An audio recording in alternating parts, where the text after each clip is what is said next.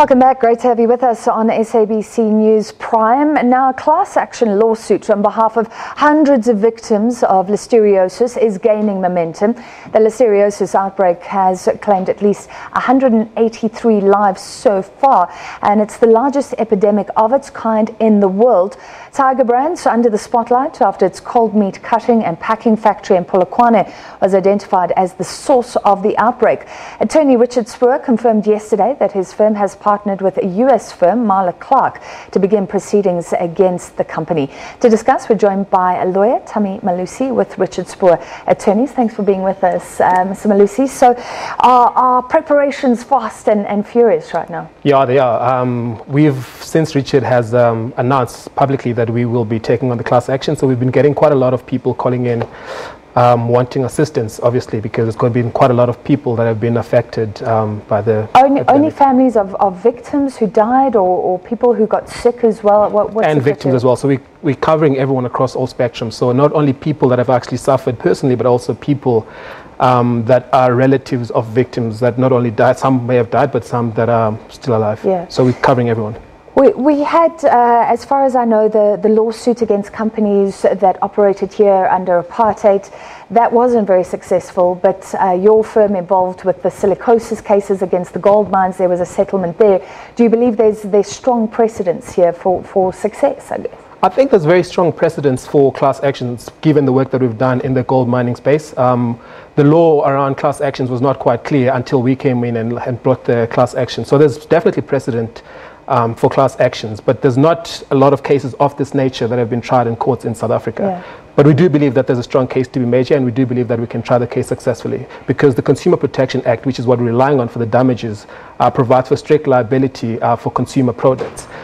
So we don't have to prove fault for when we're proving the case. All we have to do, we need to make a link that the products that from the factory in Polokwane can be linked. So the genetic sequencing that is found there can be linked to the products of the people that have suffered from silicosis, from listeriosis. Okay, this is good, because the CEO of Tiger Brands was saying you cannot say this piece of meat killed this person. Yeah. And the company is going to hide behind that. It's very hard to prove, but you're saying there can be general culpability because, I mean, the World Health Organization is saying it's the source. The law of civil liability works on a balance of probabilities. You don't have to prove beyond reasonable doubt that Tiger Brands is liable. You merely need to prove on a balance of probabilities that they are liable. Yeah. There's been a lot of work that's been done by the Institute for Communicable Diseases, where it has been proven, which is why we got on this case, that 90% of the people that have been diagnosed with listeriosis have the ST6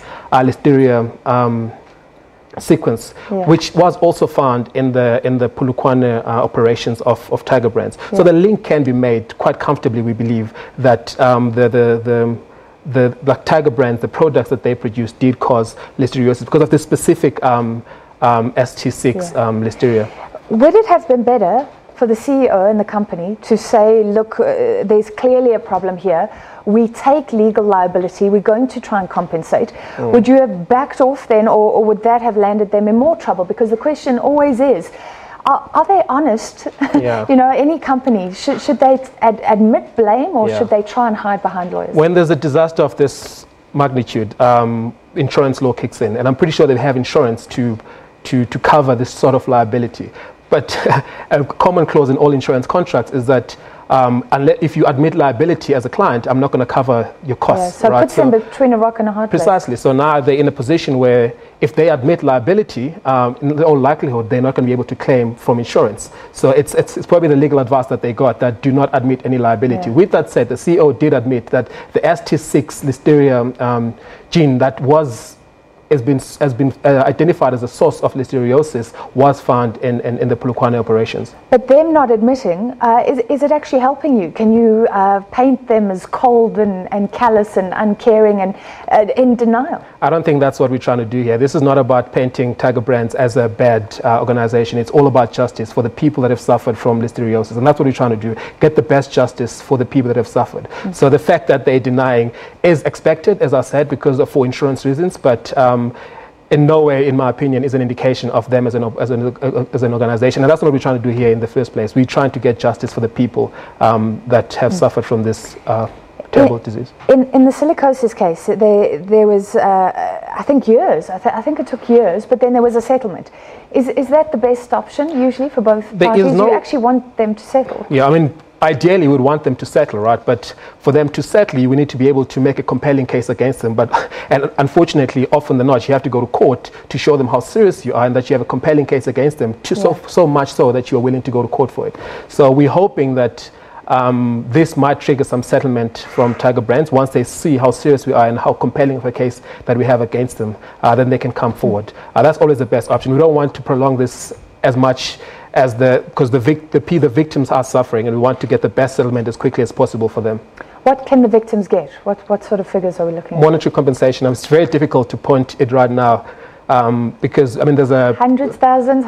We're talking millions, yeah. So millions. Easily, yeah, yeah. And the question is always: are the lawyers in on a contingency basis or on a fee basis? Well, so you will benefit if there's success. Exactly. Similarly to how we've run all the other the silicosis class action, we will seek to recover our costs from Tiger Brands, because like in any other court case, if you are successful, you ask for a court order. That's what we're going to do first. Yeah. But we are making our clients sign a contingency fee arrangement, because it's going to cost a lot of money to run this litigation, because we'll need experts and all sorts of other people to get involved. But can you assure us that the victims will get the compensation they deserve? It won't be a case of the lawyers benefiting more than anybody else. There has been a lot of cases that have left a bad taste in people's mouths. The work that we have done speaks for itself in terms of compensation to the victim. So I think if you just look at our reputation, the type of work that we've done, and the benefits that we've given to the people, you'll see that the people will get what they deserve. Very quickly, will there be any others involved? Retailers? What about Rainbow Foods? It didn't have the deadly strain, but they were testing. Could this get bigger? It's possible, but right now the only entity that has positively been identified as a link to this outbreak is Tiger Brands, and so I can't speak right now as to any other potential defendants, but it's very possible that there could be other defendants in the future. How many class action potential people? So class actions, you represent essentially everyone that fits that objective category. So there's been about 1,000 cases. Do you need people to come and testify, give their stories? Yeah, there's been about 1,000 cases reported so far. So we're looking closely at about 1,000 people, but people can always opt out once this class action is certified. So we'll see how it goes, but it's probably going to be in the hundreds, close to 1,000. All right, thank you for your time this evening. That was lawyer Tami Malusi with Richard Spoor Attorneys. Of course, this momentum we're looking at building behind a class action lawsuit right now against Tiger Brands.